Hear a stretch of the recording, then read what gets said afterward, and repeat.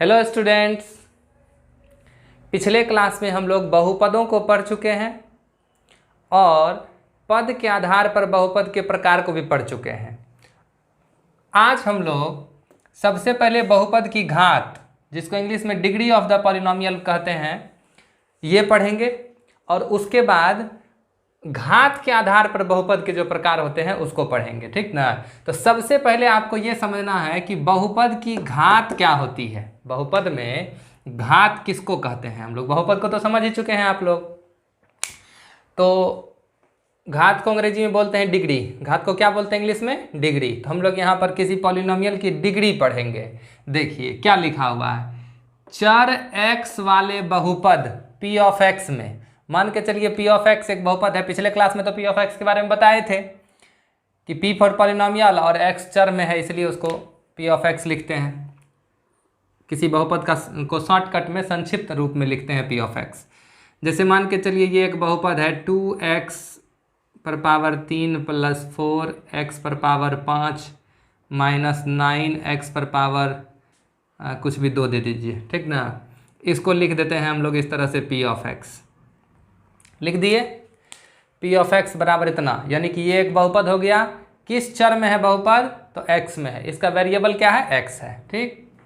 अब देखिए क्या लिखा हुआ है यहाँ पर, x की उच्चतम घात बहुपद की घात कहलाती है। उच्चतम, उच्चतम का मतलब क्या? सबसे बड़ा। उच्चतम का मतलब क्या? सबसे बड़ा। तो यहाँ आप देखिए, यहाँ पर x की घात कितनी है? 3। यहाँ पर x की घात कितनी है? 5। यहाँ पर x की घात कितनी है? 2। तो यहाँ पर सबसे बड़ा वैल्यू कौन है? जो घात है, एक्सपोनेंट है, x की जो पावर है, वो सबसे अधिक पावर कौन सी है? 3 है कि 5 है कि 2 है? तो निश्चित रूप से x की जो सबसे अधिक पावर है, उच्चतम घात है, वो कौन है? 5। तो हम लोग कहेंगे इस बहुपद की घात कितनी हो गई? 5। घात किसकी? p ऑफ x की। p ऑफ x की घात कितनी कहेंगे हम लोग? 5 कहेंगे। आ गई बात समझ में? कोई भी बहुपद आपको लिख देगा और कहेगा इसका घात बताइए, तो जो x पर प्रत्येक पद को देखेंगे, x पर सबसे अधिक पावर जहां पर रहेगा वही बहुपद की घात कहलाएगी। आ गई बात समझ में? जैसे यहाँ देखिए, x पर पावर 3 भी, x पर पावर 5 भी, x पर पावर 2 भी है, तो सबसे अधिक कौन है? x पर पावर 5, ये 5 सबसे अधिक है। तो इस बहुपद की घात क्या कहलाएगी? 5 कहलाएगी। हम कह सकते हैं कि ये जो बहुपद है, ये बहुपद जिसको p ऑफ x कहा गया है, इस बहुपद की घात 5 है, या फिर ये 5 घात वाला बहुपद है। भले ही इसमें 2 घात वाला पद भी है, 3 घात वाला पद भी है, लेकिन उसको कहा जाएगा 5 घात वाला बहुपद ही। अब आ गई बात समझ में? जो हाईएस्ट पावर होगी उसी को हम लोग बहुपद की घात कहेंगे। समझ गए? अब आगे बढ़ते हैं, एक एक करके हम लोग घात के आधार पर जो बहुपद के प्रकार हैं उसको पढ़ेंगे। ओके, चलिए सबसे पहले हम लोग अब घात के आधार पर बहुपद के प्रकार को पढ़ेंगे। किसके आधार पर? घात के आधार पर। याद कीजिए, इससे पिछले क्लास में हम लोग पद के आधार पर बहुपद के प्रकार को पढ़ चुके हैं। जैसे एक पदी बहुपद, द्विपद बहुपद, त्रिपद बहुपद। उसमें पद का आधार था, मतलब एक पद रहेगा तो एक पदी बहुपद, 2 पद रहेगा तो द्विपद बहुपद, 3 पद रहेगा तो त्रिपद बहुपद। लेकिन अब हम लोग घात के आधार पर बहुपद के प्रकार पढ़ेंगे। घात के आधार पर, अभी इससे जस्ट पहले अभी हम आपको बता चुके हैं बहुपद की घात क्या होती है। जैसे देखिए ये उदाहरण, 2x² प्लस 5x पर पावर 9। जैसे आपसे पूछेंगे कि बताइए इस बहुपद की घात कितनी है, 2 है या फिर 9 है, तो क्या कहिएगा? इस बहुपद की घात क्या है? 9 है। समझ गए बात को? अगर इसमें एक पद और जोड़ देंगे हम लोग इस तरह से, 7x पर पावर 10। अब पूछेंगे बताइए इस बहुपद की घात कितनी है, तो हम लोग क्या कहेंगे? 10। इस बहुपद की घात कितनी है? 10 है। समझ रहे मेरी बात को? तो अब इस बहुपद की घात 9 नहीं रहेगी, क्योंकि अधिकतम x की जो अधिकतम पावर है उसी को बहुपद की घात कहते हैं। कोई प्रॉब्लम किसी को? समझ रहे हैं बात को? चलिए देखिए, तो बहुपद की घात को तो समझ गए। अब इसी घात के आधार पर बहुपद के प्रकार को एक एक करके समझेंगे। कोई मुश्किल काम नहीं है। देखिए सबसे पहले है एक घातीय या रैखिक बहुपद। नाम से ही स्पष्ट है, एक बार में समझ में आ जाएगा। एक घातीय मतलब क्या, 6 घात वाला। एक घातीय का मतलब क्या होता है, एक घात वाला, यानी घात कितना होगा, 1 होगा। इसी का दूसरा नाम है रैखिक बहुपद। दूसरा नाम तो समझते हैं ना, जैसे जवाहरलाल नेहरू को हम लोग चाचा भी कहते हैं, महात्मा गांधी को बापू भी कहते हैं, उसी तरह एक घातीय बहुपद को रैखिक बहुपद भी कहते हैं। समझ गए, कोई घबराने की जरूरत नहीं है। इंग्लिश याद रखना थोड़ा सा, लीनियर पॉलिनोमियल। इंग्लिश क्या होता है, लीनियर पॉलिनोमियल। एक घात वाले बहुपद को रैखिक बहुपद कहते हैं। जैसे देखिए यहाँ पर क्या लिखा हुआ है, यहाँ 2x, तो 2x लिखा हुआ तो x की पावर कितनी है, 1 है। 1 को नहीं लिखते हैं पावर में। जैसे एक बात बताइए, 7 है तो क्या इसके बटे में यहाँ 1 नहीं है छिपा हुआ, लेकिन इसको हम लोग लिखते हैं, लिखते नहीं हैं। उसी तरह अगर कहीं पर ऐसे लिखा हुआ है 7y, तो ये कितना घात वाला बहुपद होगा, 1 घात वाला। यहाँ पावर 1 जो है वो लिखा नहीं जाता है, छिपा रहता है। समझ रहे मेरी बात को, पावर 1 को हम लोग जनरली लिखते नहीं है, वो अंडरस्टूड है, वहाँ 1 ही है। तो इस तरह का कोई बहुपद होगा 7y 2x, ठीक ना, 5p - 3। ये देखिए, ये रैखिक बहुपद है, ये रैखिक बहुपद है, ये रैखिक बहुपद है। अब कहेंगे कैसे समझते हैं रैखिक बहुपद है, चर को देखेंगे। चर इसमें कौन है, y पर पावर कितना, कुछ नहीं है तो 1 है। यहाँ चर कौन है, x पर पावर कितना है, कुछ नहीं है तो 1 है। चर कौन है यहाँ पर, p पर पावर कितना है, कुछ नहीं है तो 1 है। तो हम लोग कहेंगे कि ये एक रैखिक बहुपद है, ये भी एक रैखिक बहुपद है, और ये भी एक रैखिक बहुपद है। आ गई बात समझ में, कोई प्रॉब्लम किसी को, रैखिक बहुपद समझ गए।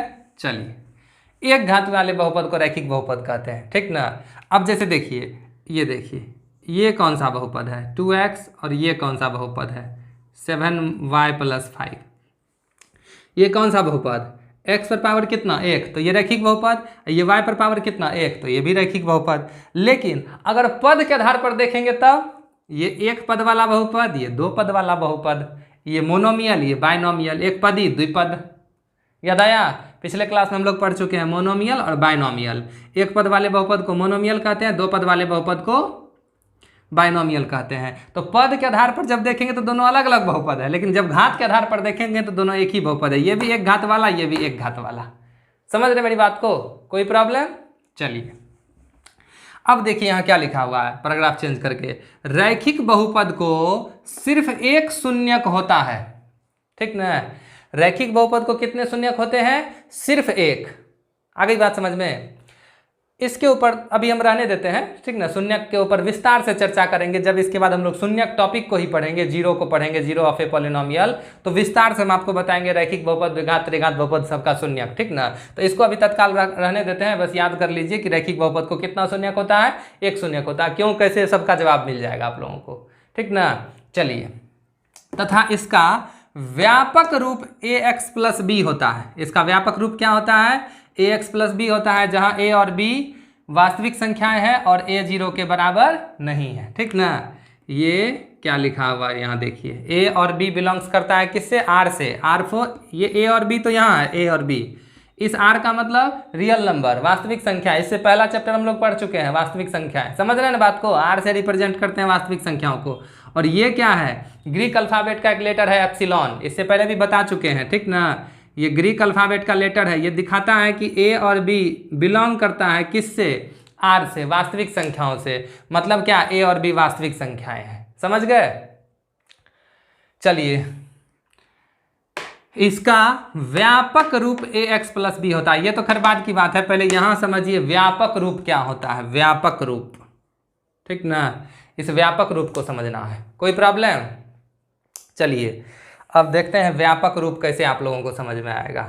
देखिए, बहुत सारा बच्चा 9th 10th का जो है ना, वो इसको ठीक से नहीं समझ पाता है, लेकिन ध्यान दीजिएगा, परीक्षा में पूछता है, ये सब क्वेश्चन पूछ चुका भी है बोर्ड परीक्षा में। द्विघात बहुपद का, त्रिघात बहुपद का व्यापक रूप कई बार पूछा है, ठीक ना। तो ध्यान दीजिए यहाँ पर। सबसे पहले एक बात बताइए, रैखिक बहुपद को समझे। रैखिक बहुपद जो होगा किसको कहेंगे रैखिक बहुपद, 1 घात वाले बहुपद को रैखिक बहुपद कहेंगे। लिखिए तो उदाहरण एक उदाहरण हम ऐसे लिख सकते हैं 2x, और एक उदाहरण ऐसा लिख सकते हैं 2x + 3। गौर कीजिए, इस उदाहरण पर गौर कीजिए। ये भी रैखिक बहुपद है, ये भी रैखिक बहुपद है। ये जो रैखिक बहुपद है ये 1 पद में है, इसमें कितने पद है, 1 पद। ये जो रैखिक बहुपद है इसमें कितने पद है, 2 पद। अच्छा एक बात बताइए तो, एक पद में रैखिक बहुपद हो गया, दो पद में रैखिक बहुपद हो गया, क्या तीन पद में रैखिक बहुपद लिख सकते हैं एक चर में? कभी भी संभव नहीं है। अब तीन पद में आप रैखिक बहुपद लिख ही नहीं सकते हैं, ठीक ना। गौर कीजिए, यहाँ पर देखिए, यहाँ पर x की घात कितनी है? 1, ठीक। यहाँ भी x की घात कितनी है? 1। तो इसमें सिर्फ एक घात वाला पद है, इसमें एक घात वाला पद है, और उससे कम यहाँ जो देख रहे हैं 3, ये 3 दरअसल 0 घात वाला पद है। 3 को जो देख रहे हैं, अच्छा एक बात बताइए, यहाँ 3 के साथ x नहीं लगा हुआ है, तो x पर पावर 0 लगा सकते हैं हम लोग? यहाँ पर नहीं लगा सकते हैं। तो अब आप देखिए, यहाँ एक घात वाला हो गया पद, ये जो पद है ये एक घात वाला पद है, और ये जो पद है वो 0 घात वाला पद है। तो चूंकि बहुपद की घात किसको कहते हैं? चर x वाले बहुपद में x की उच्चतम घात को बहुपद की घात कहते हैं। देखिए यहाँ x की उच्चतम घात 1 है, यहाँ भी x की उच्चतम घात 1 ही है, क्योंकि उससे कम पावर वाला यहाँ पर x पर पावर 0 है। नहीं आ रही बात समझ में? देखिए सबसे पहले हमको ये बताइए, x पर पावर 0 की वैल्यू कितनी? 1। कोई दिक्कत? तो यहाँ पर 3 के साथ गुना में कुछ नहीं है, तो 1 लिख सकते हैं। 1 के जगह पर ये x की पावर 0 नहीं लिख सकते हैं? बताइए तो, लिख सकते हैं? अब समझ गए बात को? तो मेरे कहने का मतलब ये है कि ये x पर पावर 0 यहाँ पर छिपा हुआ है, इसको लिखते नहीं है, ठीक ना। तो देखिए अभी भी इस बहुपद की अगर घात देखिएगा तो x पर पावर यहाँ 1 है, यहाँ 0 है, तो अधिक घात कौन है? एक घात है। आई बात समझ में? कोई प्रॉब्लम? तो ये भी रैखिक बहुपद है, ये भी रैखिक बहुपद है, ये एक पद वाला रैखिक बहुपद है, ये दो पद वाला रैखिक बहुपद है। समझ गए? तो ये जो x पर पावर 0 है, ये इसको लिखते नहीं है हम लोग, दरअसल ये अंडरस्टूड है। यहाँ हम समझ जाते हैं कि 3 लिखा हुआ है ना, इसका मतलब यहाँ x की घात 0 ही छिपी हुई है। समझ रहे हैं बात को? अब देखिए, अगर हम बहुत छोटा से छोटा लिखेंगे तो रैखिक बहुपद ऐसे लिख सकते हैं 2x के जैसा। बड़ा से बड़ा करेंगे तो 2 पद में लिख देंगे, 3-4 पद में तो लिख नहीं सकते हैं। ऐसा हो सकता है कि 5 पद में लिख देंगे? ऐसा नहीं होगा। बहुत करेंगे तो 1 पद में लिखेंगे कम से कम, और अधिक से अधिक कितने पदों में लिख सकते हैं रैखिक बहुपद को? 2 पदों में लिख सकते हैं, ठीक है। अब आप यहाँ पर देखिए जरा सा, व्यापक रूप। व्यापक रूप का मतलब क्या हो गया? व्यापक रूप का मतलब हो गया उसका सबसे बड़ा रूप, ठीक ना। या फिर एक फर्मा, मूर्ति बनाने का फर्मा देखे हैं, ठीक ना।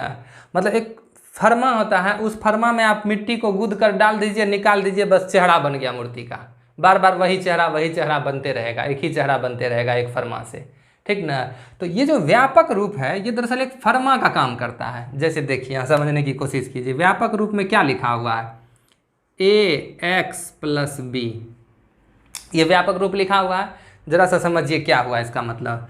देखिए ये जो व्यापक रूप है ax + b, यहाँ पर चर कौन है?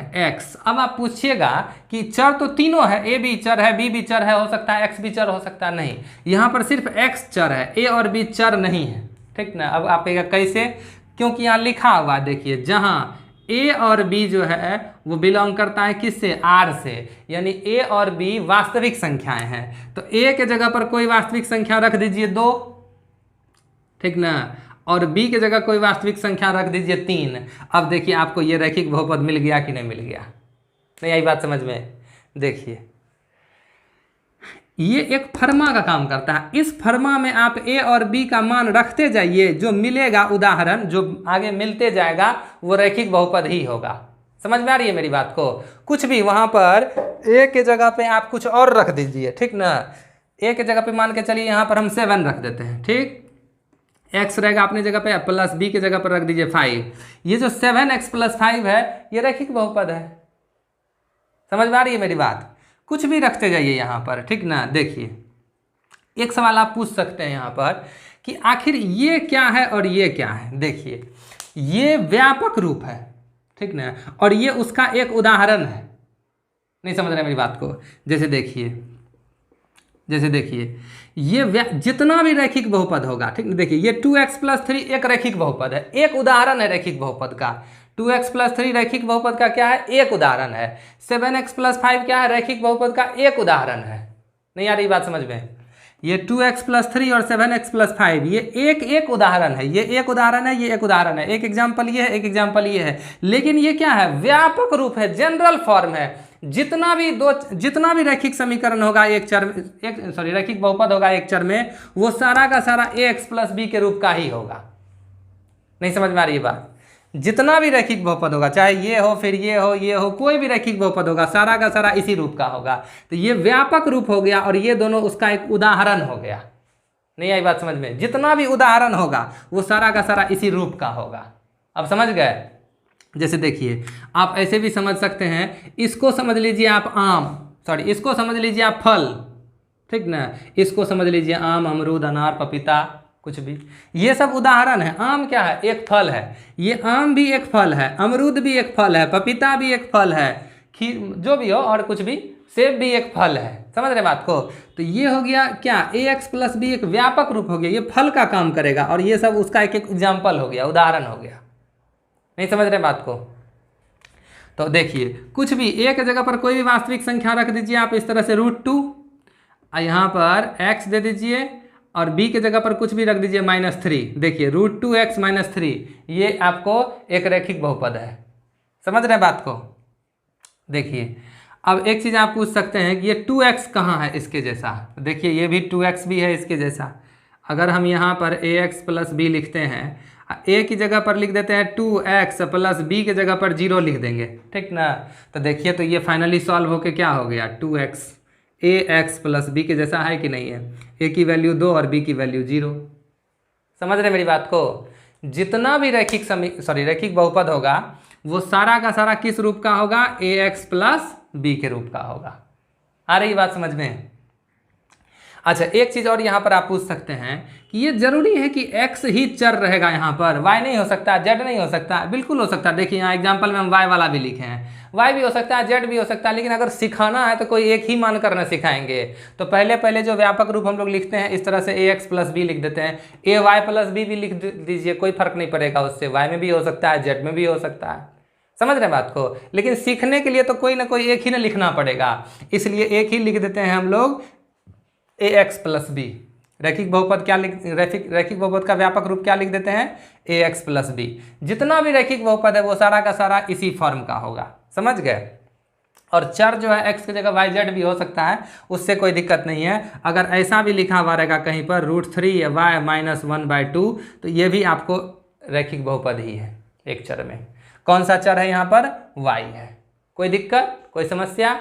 देखिए, अब यहाँ पर एक चीज़ और आप लोगों को याद करना है, ठीक ना, जो जितने भी रैखिक बहुपद होते हैं वो सारे के सारे ax+b के रूप के होते हैं। तो ये a और b क्या है, वास्तविक संख्या है, ठीक ना। जैसे कि अब अगर हम आपसे ऐसे पूछ देंगे, ऐसे करके एक लिख देंगे रैखिक बहुपद, मान के चलिए इस तरह से 5x - या +9, इस तरह से लिख देंगे। अब पूछेंगे बताइए इस रैखिक बहुपद में a कौन है और b कौन है। तो अब आप देखिए, तो ये ax+b के जैसा है कि नहीं है। तो a की जगह पे कौन है, 5 है, b की जगह पे कौन है, 9 है। तो हम लोग कहेंगे इस रैखिक बहुपद में a का मान 5 है और b का मान क्या है, 9 है। समझ में आ रही है बात? कोई दिक्कत? चलिए देखिए, तो ये चीज़ भी जानना जरूरी है कि किस रैखिक बहुपद का, किसी भी रैखिक बहुपद में a और b की वैल्यू, ठीक ना, ये बेसिक चीज़ जानना जरूरी है स्टूडेंट के लिए। जैसे देखिए, अगर ऐसा लिखा हुआ रहेगा x+1, अब बताइए इसमें a कौन है और b कौन है। तो a कहते किसको हैं, x के कोएफिशिएंट को a कहते हैं। x के पीछे में जो गुना में रहेगा, याद कीजिए गुणांक भी पढ़ाए थे, ठीक ना। गुणांक किसको कहते हैं, वैसी संख्या जो किसी पद में गुना के रूप में रहती है। तो x के साथ जो गुना में रहेगा पीछे में, उसको हम लोग a कहेंगे। तो बताइए x के साथ यहाँ गुना में कौन है, कुछ नहीं है, तो 1 है। तो इसका a हो जाएगा 1, b भी हो जाएगा 1। आई बात समझ में? यहाँ a की वैल्यू भी 1 और b की वैल्यू भी 1 इस एग्जाम्पल में, ठीक है। जैसे देखिए, अगर यहाँ पर x - 1 लिखा रहता तब भी यहाँ x के साथ गुना में कौन है, 1 है। तो a की वैल्यू कितनी हो जाएगी, यहाँ पर a की वैल्यू 1 और b की वैल्यू, अब की बार देखिए, यहाँ पर +1 था तो b की वैल्यू +1, अब यहाँ -1 है तो b की वैल्यू कितनी हो जाएगी, -1। ये बात याद रखना है। बहुत सारे स्टूडेंट यहाँ पर गलती कर देते हैं, ठीक ना। यहाँ पर वो क्या करते हैं, +1 कह देते हैं, b की वैल्यू 1 कह देते हैं। नहीं, b की वैल्यू -1, ये साइन उसके साथ रहेगा हमेशा। समझ रहे मेरी बात को, कोई प्रॉब्लम? देखिए, तो ये b की वैल्यू कितनी हो जाएगी, -1। यहाँ b की वैल्यू कितनी हो गई, +1, ठीक ना।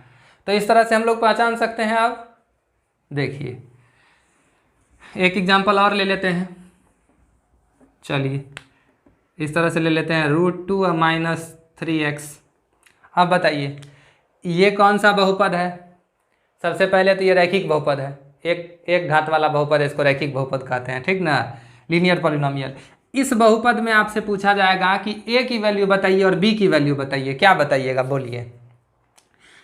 अब यहाँ पर बहुत बच्चा क्या गलती कर देगा, वो a की वैल्यू √2 और b की वैल्यू -3 कह देता है, ठीक ना। लेकिन ये गलत हो जाएगा। क्यों गलत हो जाएगा? a किसको कहते हैं, यहाँ देखिए, x के साथ जो रहेगा पीछे में गुना में उसी को a कहेंगे। x के गुणांक को a कहते हैं, कोएफिशिएंट ऑफ x का जो कोएफिशिएंट होगा वो a कहलाएगा।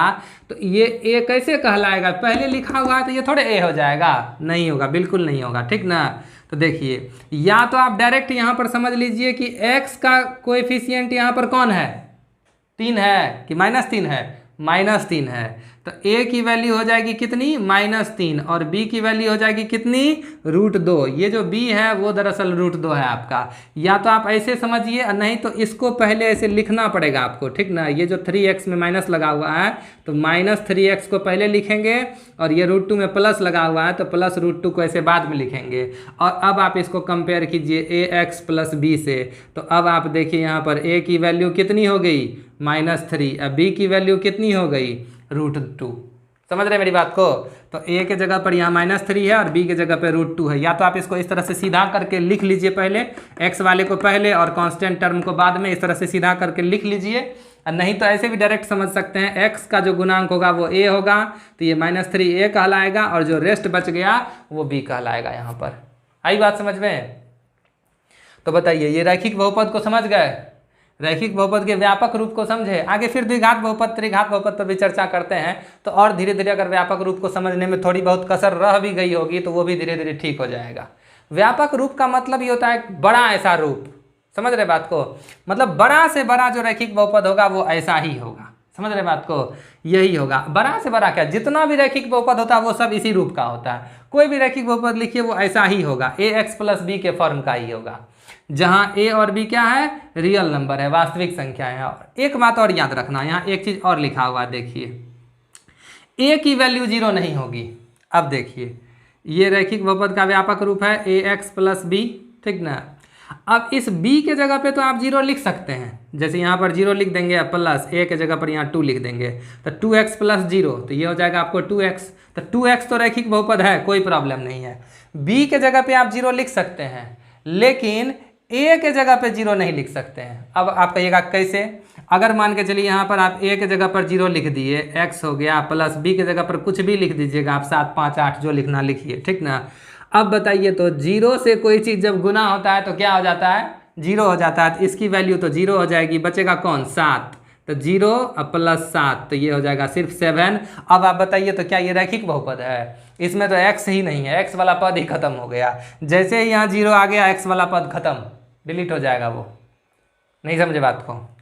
एक और उदाहरण ले लेते हैं, देखिए, आप a की वैल्यू 0 नहीं लिख सकते हैं, मतलब क्या, x का जो गुणांक है वो 0 नहीं ले सकते हैं। a मतलब क्या, x का गुणांक, गुणांक हम लोग पहले पढ़ चुके हैं, इंग्लिश में कोएफिशिएंट बोलते हैं इसको। x का कोएफिशिएंट 0 नहीं होगा। देखिए यहाँ पर ax + b है ना, रैखिक बहुपद, यहाँ a जो है ये x का गुणांक, ये 0 नहीं हो सकता। अगर आप इसको 0x लीजिएगा, इसको 5 लीजिएगा, b के जगह पे कुछ भी लीजिए ना, b के जगह पे, कोई दिक्कत नहीं है, ठीक ना। अच्छा, अब कुछ ऐसा तो कोई नहीं सोच रहा है कि b की जगह पर x ले लेंगे। b की जगह पे आप कैसे x ले सकते हैं, a और b क्या है, वास्तविक संख्या है, तो b की जगह पे आपको कोई वास्तविक संख्या ले लेना पड़ेगा, x नहीं ले सकते हैं b की जगह पे, ठीक ना। b की जगह पे कोई नंबर लेना पड़ेगा, जो लेना लीजिए ना, 0, 5, 25, √2, √3, 1.3, 2.5, 2/3, 1.7 पर रेकरिंग, जो भी वास्तविक संख्या लेना है, जो आज तक आप पढ़े हैं, कुछ भी दे दीजिए, उससे कोई मतलब नहीं है। ये 0 इस x से गुना होके क्या बन जाएगा 0 जोड़ 5 बराबर क्या रहेगा 5 रहेगा। अब इस 5 को आप किस आधार पर रैखिक बहुपद कहिएगा बताइए, तो एक घातीय बहुपद कैसे कहिएगा। यहाँ पर अब x ही नहीं है, x है यहाँ पर x है ही नहीं, जो आप उसका रैखिक बहुपद कहिएगा। अगर आप यहाँ पर मान के चलिए x लाने की कोशिश भी कीजिएगा तो बहुत कीजिएगा तो आप यहाँ x की घात 0 लिख सकते हैं, ठीक ना, क्योंकि x की घात 0 1 के बराबर होगा, तो x की घात 0 लिख सकते हैं यहाँ पर, तो भी तो ये 0 घात वाला हो गया, 1 घात वाला बहुपद तो नहीं होगा ये, समझ गए। इसलिए इस बात को ध्यान रखना है कि जो रैखिक बहुपद का व्यापक रूप होता है वो ax प्लस b के जैसा होता है, जहां a और b वास्तविक संख्याएं हैं और a 0 के बराबर नहीं होगा, समझ गए। कोई भी रैखिक बहुपद एक पद वाला हो सकता है, इस तरह से 7x 8x minus 9x √2x, इस तरह से हो सकता है √3x, समझ रहे हैं बात को। और दो पद वाला भी हो सकता है इस तरह से √3x प्लस 2, समझ रहे हैं बात को, 7x माइनस 5, इस तरह से दो पद वाला रैखिक बहुपद भी हो सकता है। कम से कम एक पद वाला, दो से अधिक दो पद वाला, इससे बड़ा रैखिक बहुपद नहीं होगा। रैखिक बहुपद का व्यापक रूप x प्लस b होता है। अगर इस रैखिक बहुपद में आपसे a और b की वैल्यू पूछेंगे तो बताइए क्या कहिएगा। a का मान कितना 7, b का मान कितना 5 या फिर -5। ये कभी नहीं भूलना है इस चीज़ को, माइनस आपको बोलना ही है। यहाँ पर स्टूडेंट से गलती हो जाती है, ये बार बार 5 बोल देता है वो। a का मान 7 और b का मान -5, a का मान √3, b का मान 2। यहाँ बताइए a का मान √3, b का मान 0। यहाँ पर b की वैल्यू कितनी है 0 है, यहाँ +0 हम लोग लिख सकते हैं, समझ गए। यहाँ भी सेम, इसमें हर जगह इस तीनों बहुपद में a के जगह पे क्रमशः 7 है, 8 है और -9 है, लेकिन b के जगह पर क्या है 0 0 0, समझ गए। हो गया रैखिक बहुपद कंप्लीट। अब अगला है द्विघात बहुपद।